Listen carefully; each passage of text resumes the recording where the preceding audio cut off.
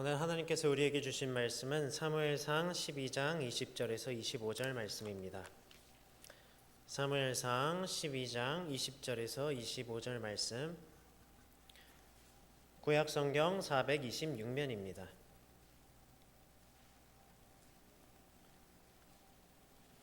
사무엘상 12장 20절에서 25절 말씀 우리 번갈아 가면서 읽겠습니다. 사무엘이 백성에게 이르되 두려워하지 말라. 너희가 과연 이 모든 악을 행하였으나 여호와를 따르는 데에서 돌아서지 말고 오직 너희의 마음을 다하여 여호와를 섬기라.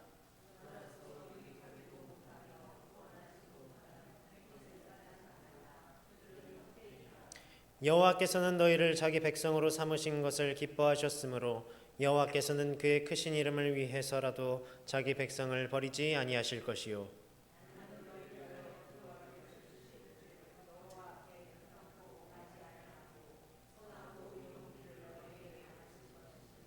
너희는 여호와께서 너희를 위하여 행하신 그 큰 일을 생각하여 오직 그를 경외하며 너희의 마음을 다하여 진실이 섬기라. 만일 너희가 여전히 악을 행하면 너희와 너희 왕이 다 멸망하리라. 아멘. 오늘도 하나님께서 주신 이 말씀 통해서 풍성한 은혜 누리는 시간 되시기를 바랍니다. 우리 지난 한 주 동안 하나님의 그 징조를 발견하셨습니까? 아멘이십니까? 네, 그 하나님께서 보여주신 징조를 놓치지 않고 그럼 행하셨습니까? 아마 쉽지는 않으셨을 것 같아요. 발견하지 못했을 수도 있고 또 우리가 만났지만 발견했지만 눈 감았을 수도 있고요.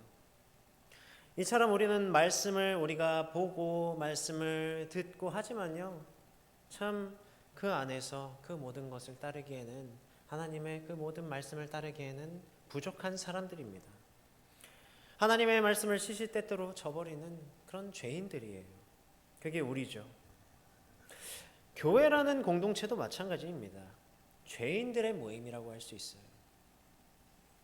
그러나 우리가 그것에 좌절하지 않고 그러한 죄악에 스스로를 내버리지 않고 그렇게 함께 모여서 예배할 수 있는 것은, 그 믿음 안에 거할 수 있는 것은요, 바로 예수 그리스도께서 그분의 보혈로 우리를 의롭다 하셨기 때문입니다.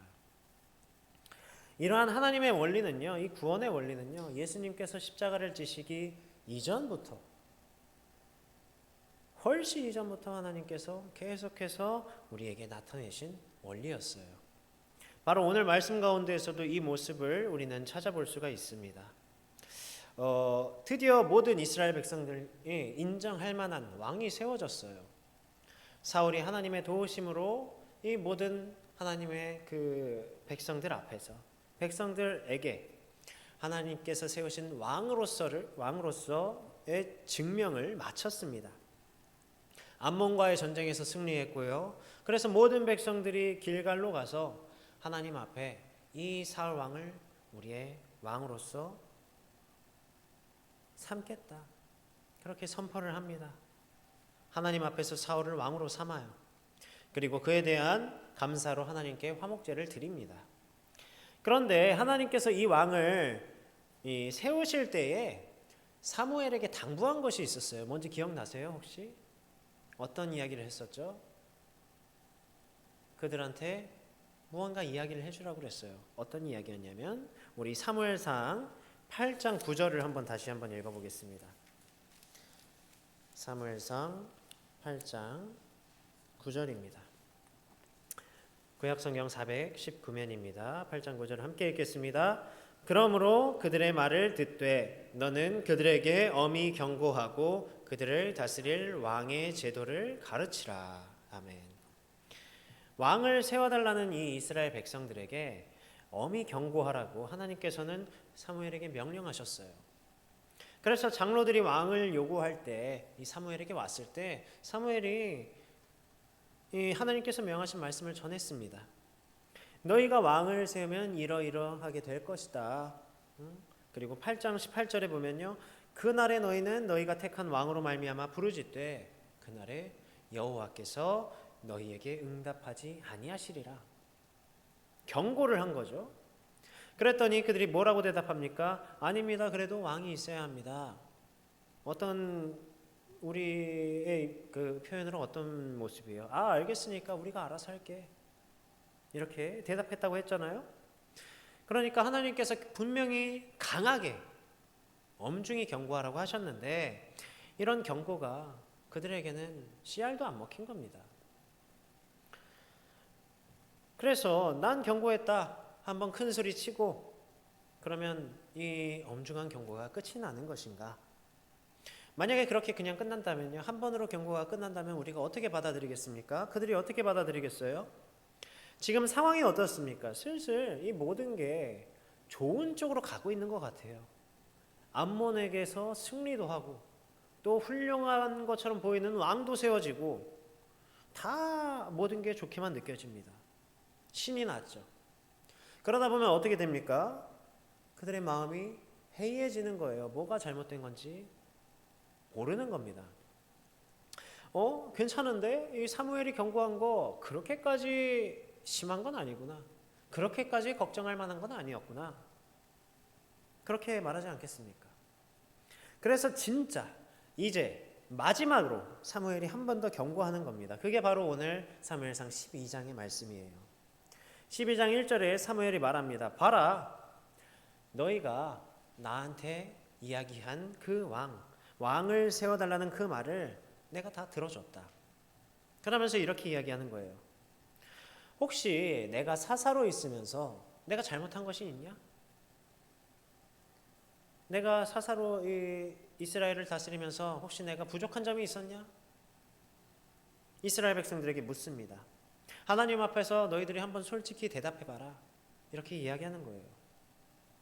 왜 이런 말을 했을까? 사무엘이 마지막으로 경고하기 위해서. 내가 사사로서 뇌물을 받거나 속이거나 재판을 잘못하거나 그 역할을 제대로 감당하지 못했냐? 그렇게 물어봤더니 이스라엘이 어떻게 대답했을까요? 아닙니다. 아주 훌륭하게 그 사사의 역할을 잘 하셨습니다. 잘 그 역할을 감당했습니다. 하나님의 사사로서. 왜 사무엘이 이렇게 질문했을까요? 이스라엘 장로들이 왕을 세워달라고 할 때 그 이유가 어떤 이유였죠? 사무엘은 노쇠하고 사무엘의 아들들은 시원찮아서 그러니까 왕을 좀 세워달라. 그렇게 요구한 것이죠. 그러나 그것은 자신들의 진짜 이유를 포장한 것일 뿐이었습니다. 그것을 깨닫게 하고자 이러한 질문을 한 거예요. 사무엘이 하나님의 뜻대로 잘못 다스린 것 하나 없고 아주 그들의 입으로 아주 잘했습니다. 그런 거 잘못한 거 하나 없습니다.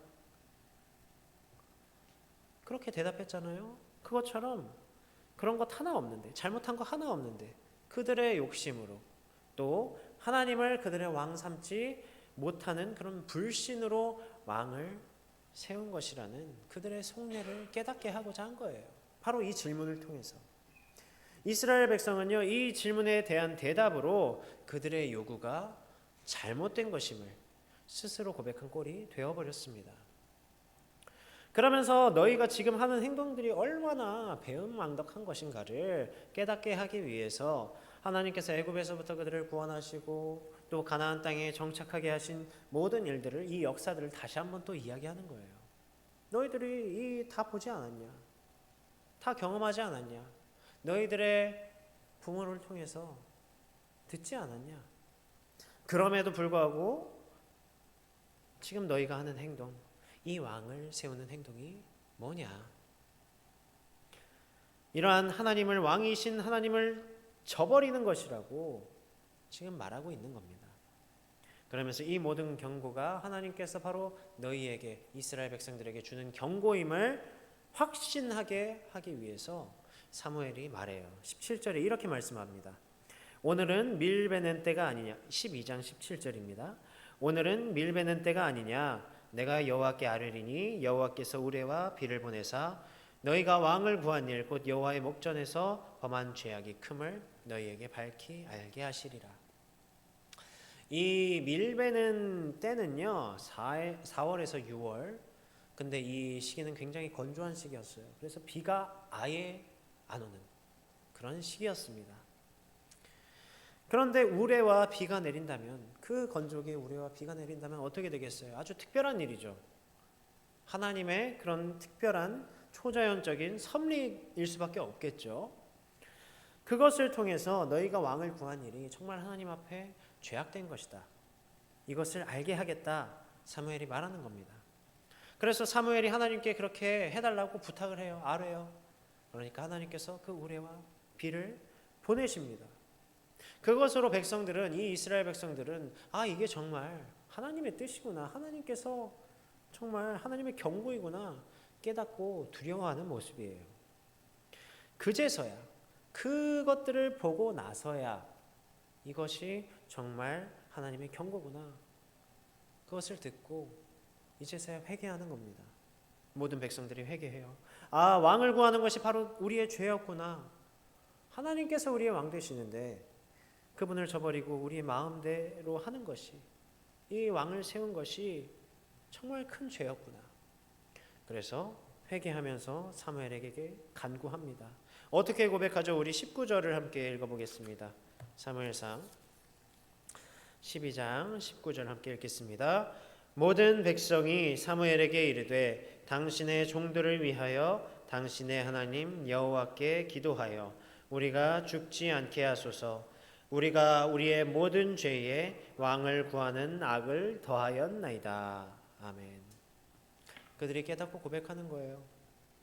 우리가 우리의 모든 죄에 왕을 구하는 악을 더하였나이다. 죄인된 자신들이 하나님 앞에 악을 행하였음을, 그리고 자신들이 죄인임을 고백하는 거예요. 그 잘못을 인정한 겁니다. 우리는 이 모습을 통해서요, 하나님의 그 구원의 원리를 엿볼 수가 있어요. 이 고백은요, 하나님의 구원의 시작이라고도 할 수 있습니다. 우리가 앞에서 이 교회 공동체가 죄인들의 공동체라고 그랬죠. 죄인들이 모인 공동체예요. 그 말이 뭐죠? 내가 죄인임을 인정하는 자들의 모임인 거예요. 인정하는 자들의 공동체인 겁니다. 단순히 어떠한 죄를 저질러서, 범죄를 저질러서 그런 범죄한 자들의 모임이 아니라 그러한 죄를 지은 것을 스스로 고백하는 자들의 모임인 것이죠. 이것이 우리가 하나님께 나아가는 첫 번째가 되는 것입니다. 죄인임을 인정하는 것. 세상 가운데는 이 내가 잘못한 것을 인정하는 게 참 쉽지가 않아요. 그러니까 교회로도 못 나오는 거고. 우리 그런 말이 있죠. 내로남불이라고 유명한 말이 있지 않습니까? 내가 하면 로맨스고 남이 하면 불륜이다. 사람들은 자기 스스로에게 후합니다. 또 자기를 합리화하고요. 분명한 잘못임에도 불구하고 억울하다고 하죠. 자신의 죄를 인정하지 않는 겁니다. 우리가 운전을 하다 보면 성격이 나온다 그래요. 제가 군에 있을 때부터 보직이 약간 선탑하는, 그러니까 운전 보조를 하는 그런 역할을 많이 했습니다. 그래서 항상 뭐 버스 탈 때도 그렇고 택시 탈 때도 그렇고 항상 그 운전하는 상황이나 운전자를 많이 관찰하게 돼요. 근데 그래서 항상 보면요, 뭐 군대에서도 그렇고 지금 사회 나와서도 그렇고 항상 옆자리에서 지켜보면 이 운전자 성격이 나오죠. 근데 막 서로 빵빵거리면서 운전이 어떻고 저렇게 하면 안 되고 이렇게 저렇게 뭐 이야기들을 합니다. 그런데 대개 보면요, 이 화내는 쪽도 아예 잘못이 없진 않아요. 제가 관찰해 본 바로 뭐 쌍방으로 잘못했거나 아니면 내가 잘못했는데 그것을 모르거나 아니면 내가 잘못을 안 했어도 나중에 그 사람처럼 똑같이 운전하는 거예요. 똑같은 모습을 보이는 거죠. 그런데 그 과정 가운데에서 사람들은 빵하죠. 물론 뭐 경고의 그런 의미도 있겠습니다만 약간 감정을 실어서 느껴지지 않습니까? 그런데 그 과정 가운데 누군가가 먼저 자신의 그런 잘못들을 인정하면요, 또 사람이 완전치 않아서, 운전이 완전치 않아서 운전하다가 보지 못하고 실수할 수도 있다. 그런 것에 대해서 우리가 인정하면요, 분노도 없고요, 싸움도 생기지 않는 거예요. 우리 스스로도 마음이 편하고요.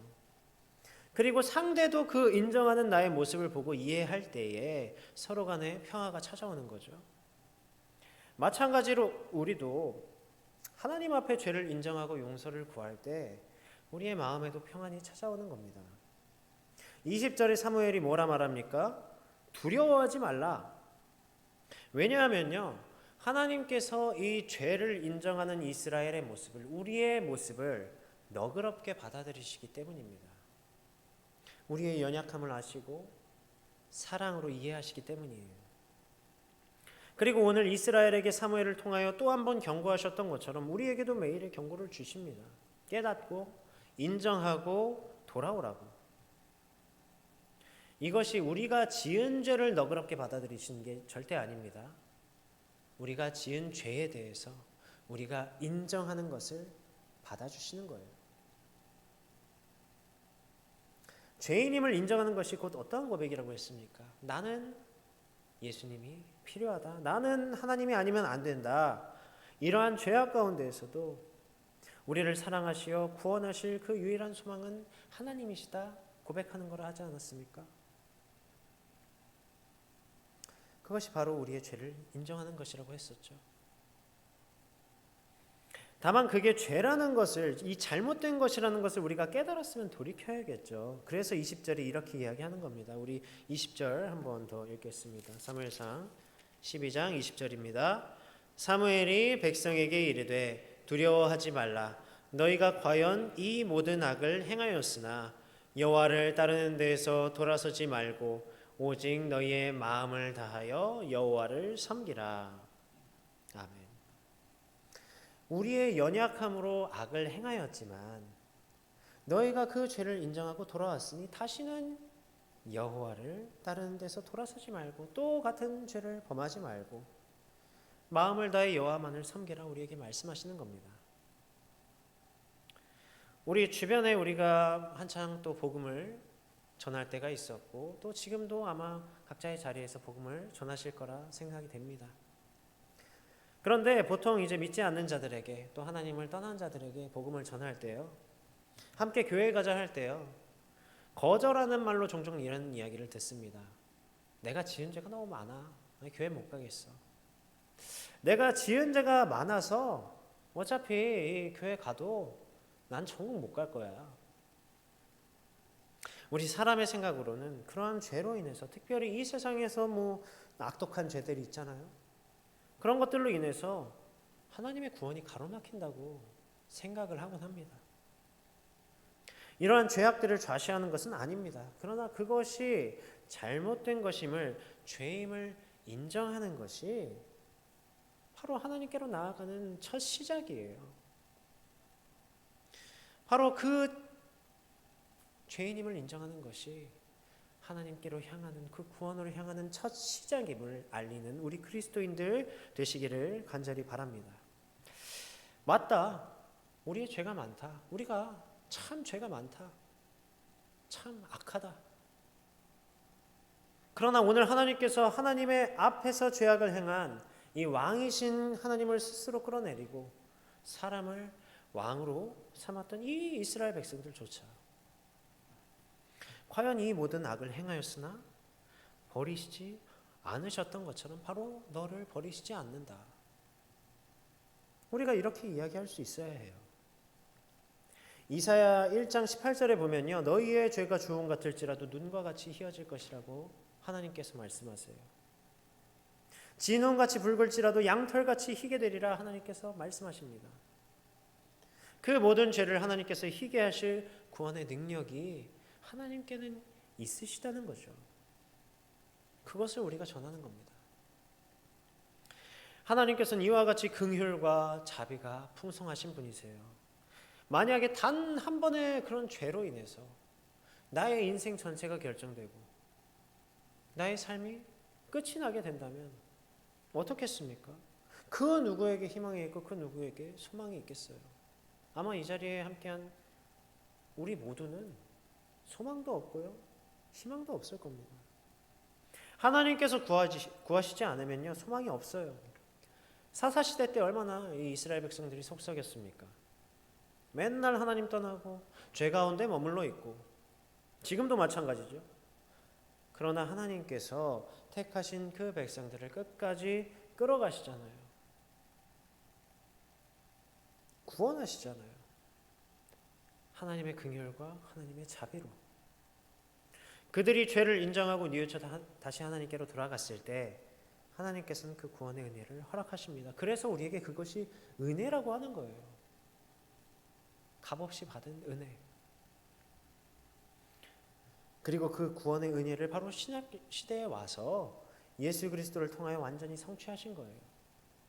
예수님께서 우리 모두의 죄를 짊어지시고 십자가에 대신 달려 죽으심으로 그 피를 통해서 진홍같이 붉은 우리의 죄를 양털같이 희게 하신 것입니다.